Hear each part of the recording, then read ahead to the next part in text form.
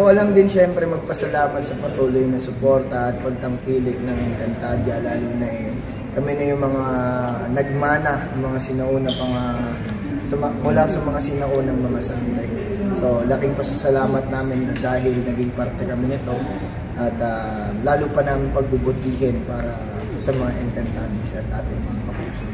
Siyempre nakakatuwa na 20th anniversary ngayon ng Encantadia and kami na yung bagong henerasyon ng mga sangre.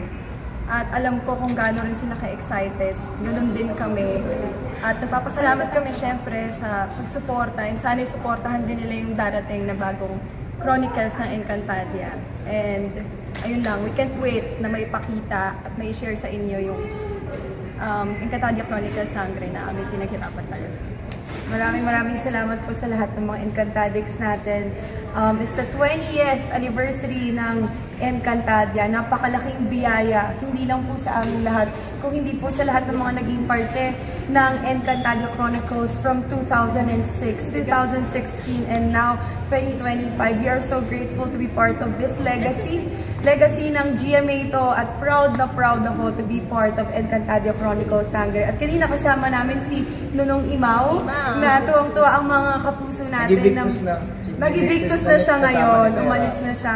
Ngunit kami po ay nagpapasalamat sa lahat ng suporta sa social media na nakikita namin sa labas. Every time I go out, I am being greeted by Encantadics at tinatawag nila akong Sangre Flamara. At para to stand here today bilang si Sangre Flamara ay napakalaking biyaya para sa akin. Maraming salamat.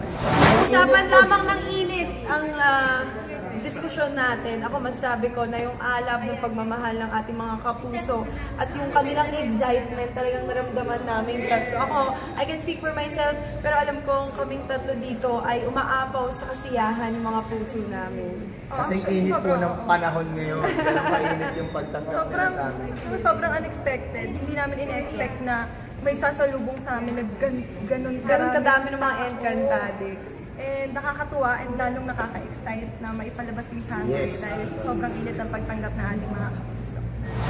Happy 20th Anniversary Encantadia Chronicles Sangre! Abisala Eshma!